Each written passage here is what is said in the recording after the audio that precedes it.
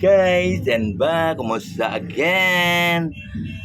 So, mga guys, magligo muna tayo. Tapos, nagsaing tayo mga guys. Kasi, nakawa rin ako sa mingming ko, wala pang kain. Sabay kaming dalawa, kakain kami. So, subuan ko siya, subuan din niya ako. Yun guys, ayun lang, joke lang yan guys. So, dito naman sa social media guys, ito, parang libangan ko na rin to. Sa Bisaya pa, lingaw-lingaw ra ba, nakasanayan na rin. Parang hindi kumpleto yung araw ko, hindi nakakagawa ng video. Kaya ganyan guys, hindi kumpleto, hindi ako nakakagawa ng video guys. Kaya kung ang mahalaga sa akin dito, kung makasweldo tayo, mas maganda. Hindi na kailangan na sumika tayo. Hindi naman tayo marunong gumawa ng content na maganda. Simple lang naman, pero kung pagpala rin sa taas, so marami tayong matutulungan. Ay ngayon nga, wala tayong income dito. Minsan nakakatulong pa rin tayo kahit papaano, pa konti-konti. Ang gusto ko na yung madadaanan ko yung walang-wala, nagpapalimos, talagang hindi talaga pwede guys. Hindi ako nagbibigay talaga ako mga guys. Nagbibigay talaga ako mga guys. Kasi hindi naman lang kasalanan yung nagpapalimos sila eh. Kapalaran na nila yan eh. Especially badyaw. Yung mga badyaw, hindi naman ginusto nila yan eh. Yun talagang buhay nila eh. Pasalamat lang tayo guys. Yung buhay nila, hindi napunta sa atin. Nakuha nyo guys. Ganyan lang yan eh. Kaya huwag tayong magdamot. Kung kaya natin, bigyan natin. Kahit magkano, piso, 5, 2. Pero sa akin, karamihan ang bigbigay ko mga guys. Hindi lang sa depende mga guys eh. Minsan 5 piso, minsan 10. Kung talagang titingnan kong kawawang-kawawa, nakalubog na o ano ganyan, 20. O ganyan ako mga guys. Sinishare ko lang yung blessing na binigay sa akin sa araw-araw ni Lord.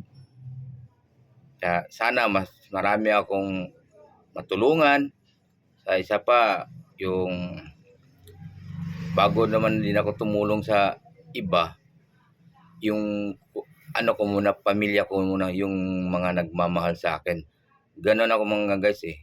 Siyempre, may kasabihan nga eh, kumbaga sa dumi, bago ka maglinis ng iba, linisin mo muna sa tahanan mo. Parang ganon. Parang parehas lang. Bago ka tumulong sa iba, tulungan mo muna ang pamilya mo. Ganyan.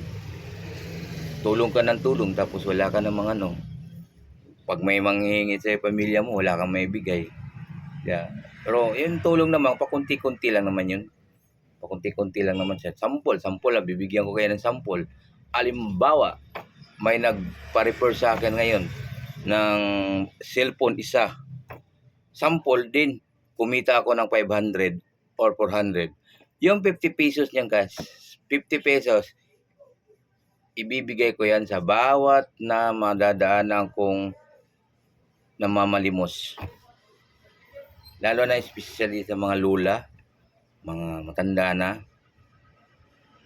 Kawawa naman, nasaan kaya yung mga anak niyan? Mga apo na yan nila, pinabayaan lang sila. Ginagawa nila dati, inalagaan tayo, lalo na sa magulang natin, tapos pagkatapos, pabayaan na lang natin basta-basta. Para bang hindi tayo Pilipino dyan eh, yung ginagawa ninyo eh. Kaya, tulong na lang tayo kung anong magagawa natin. Dapat ang tumulong dyan eh. Alam na natin kung sino dapat tumulong talaga dyan eh. Yung bansa natin, sila tumulong dyan. Alam niyo na, ang bansa, or bansa nga natin, dapat tumulong dyan. Linisin lahat mga yan, bibigyan ng, yung gumawa ka ng sample, di resibo, buong SRP, lagyan ng bahay dyan, suportara ng gobyerno. or bigyan ng puhunan. Tama nga yun eh. Bigyan ng puhunan yung mahihirap para matuto. Pagkatapos noon, wala na, hindi mo na bigyan. Binigyan mo na eh. Parang incheck yan, incheck. Bibigay ng puhunan sa kapwa nila incheck. Kung hindi mo palaguin yan, bahala ka na, hindi ka na makakatanggap sa akin ng tulong. Ganyan yan. Tama si Erwin Tolpo, pero maraming tama. Si Marcolita din, gusto ni Sir, saludo talaga ako sa iyo. Gusto niya, yung gumagamit ng kuryente, libre na. Ang nakakapabor lang dyan, sa mga ganyan, nandito sa syudad. Pero sa probinsya, hindi, konti lang naman bill nila doon eh. Needs nila ng ayuda din sa mga probinsya.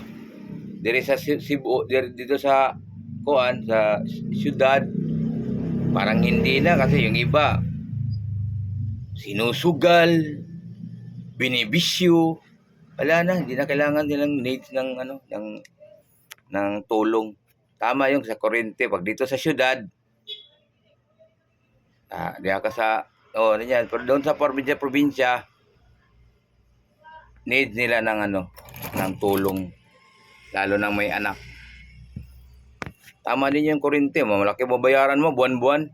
Magkano mo bayaran mo buwan-buwan? 1.5, 1.2, 1.3. Buwan-buwan. O di mas malaki pa sa ayuda na kukuha mo. Thank you guys. I love you. Thank you for watching this video.